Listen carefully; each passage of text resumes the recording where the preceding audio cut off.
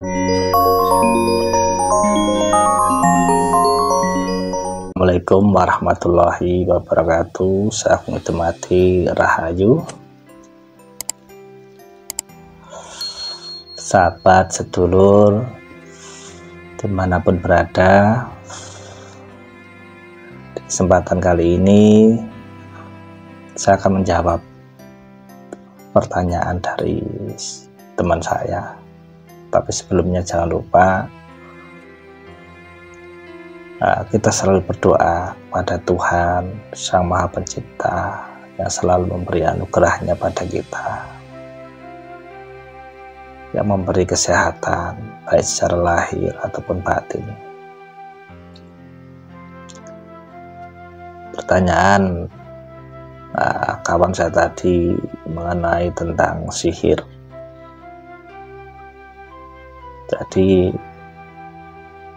kawan saya tadi sakit, berobat secara medis dan non medis, tapi belum membuahkan hasil sampai sekarang. Dan sakitnya itu terasa setiap mau mendekati maghrib. Dan ketika sedang sakit itu sampai tidak tahan dengan rasa sakitnya itu, bahkan sampai mengerang kesakitan seperti orang yang sedang sekarat.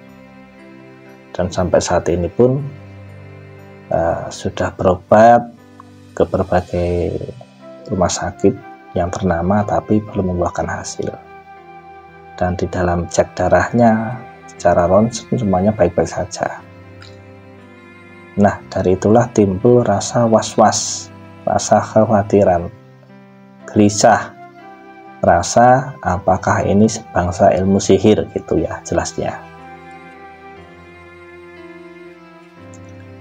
Jadi gini sedulur, babakan perkara ilmu sihir ini sebetulnya kita harus mawas diri, kembali introspeksi diri, mengingat-ingat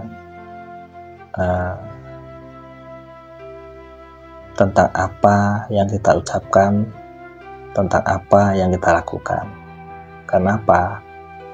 Yang namanya sihir itu sebabnya karena ada orang yang kecewa, sakit hati kepada kita, sehingga punya rasa dendam kesumat, sehingga mencari bantuan kepada seseorang yang ahli di dalam sihir, atau bisa dikatakan ke dunia paranormal atau perdukunan gitu ya.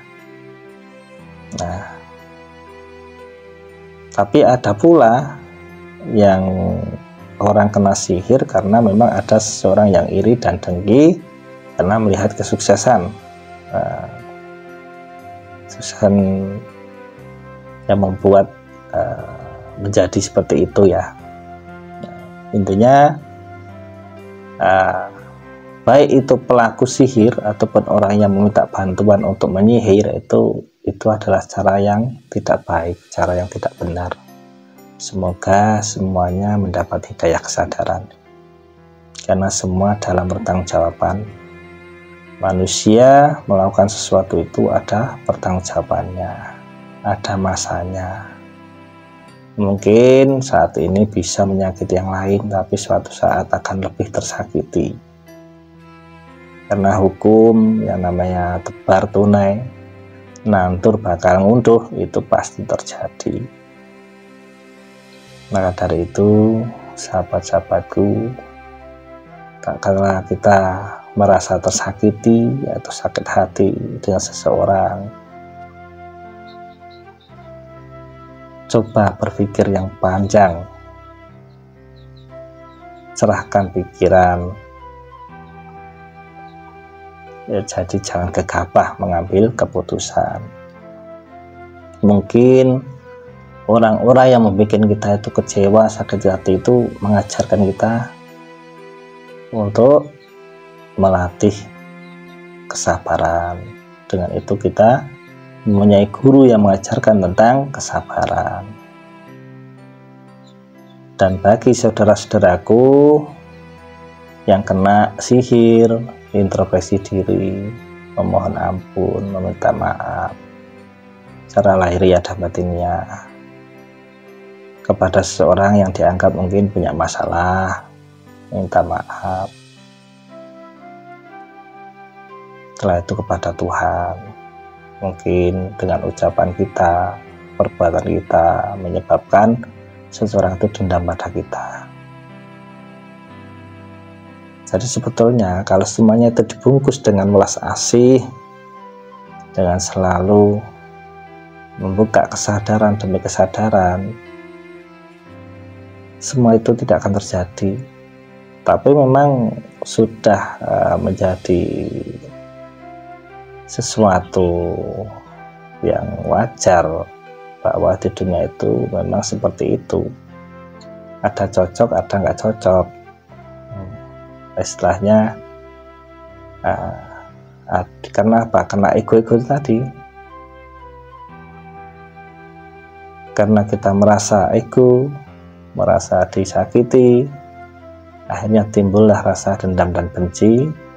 Ego kita untuk membalas. Jadi membalas itu pun sudah termasuk ego, seperti itu.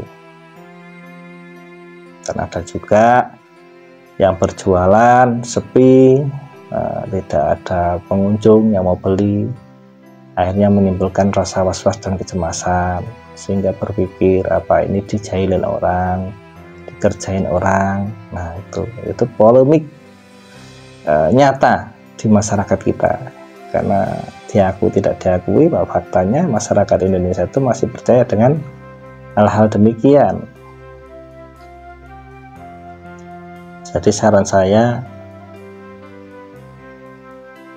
di setiap berbagai macam ujian kembali kepada Tuhan.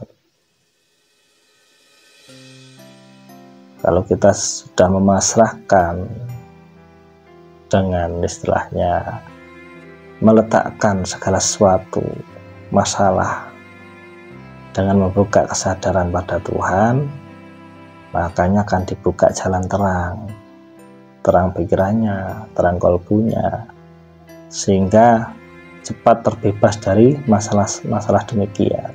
Maka dari itu, untuk penangkal itu semua, perbanyaklah sholawat.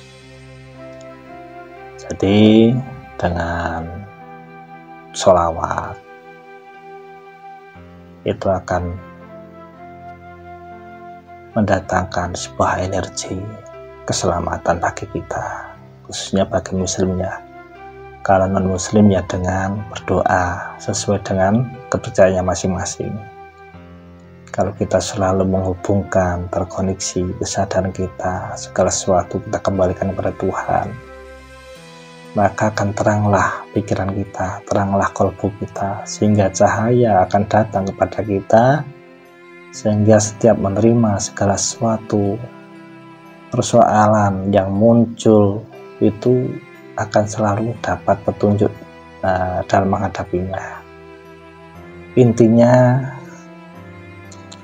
kita jangan putus asa, bersabarlah. Setiap ujian yang datang itu untuk meningkatkan kualitas kita sebagai manusia, sehingga kita nanti bisa memanusiakan yang lain, karena kita sudah terbukti, teruji dengan berbagai masalah yang ada. Intinya seperti itu. Bagi yang kena perasaannya seperti kena sihir atau santet, atau yang mungkin yang jualannya seperti dijailin orang tertutup tadi, saya sarankan perbanyaklah sholawat seperti itu, mungkin dengan membaca sholawat sebisanya, ya sholawat Nabi, contohnya membaca sholawat ala Muhammad atau Allahumma sholli ala sayyidina Muhammad setiap hari, terutama habis maghrib dan habis subuh. Baca saja Allahumma sholli ala sayyidina Muhammad wa ala ali sayyidina Muhammad, diulang-ulang. Maka keberkahan, keselamatan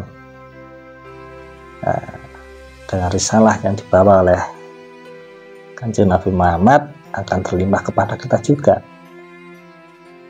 Bagi saudaraku yang non muslim, ya mungkin dengan puja-puji sesuai dengan kepercayaannya, Intinya buka kesadaran, nyambung kepada Tuhan, itu saja. Itu jawaban saya nggih. Mohon maaf kalau ada kesalahan, saya hanya bisa menerangkan dan menjawab sesuai dengan laku lampah yang saya kerjakan.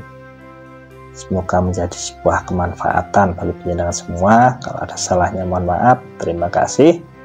Saat menikmati Rahayu. Assalamualaikum warahmatullahi wabarakatuh. Sampai Pak De. Awak dhewe isih dipikir para leluhur, ngerti kuwe padha-padha ngawur, tetep obak nganggo budi pekerti.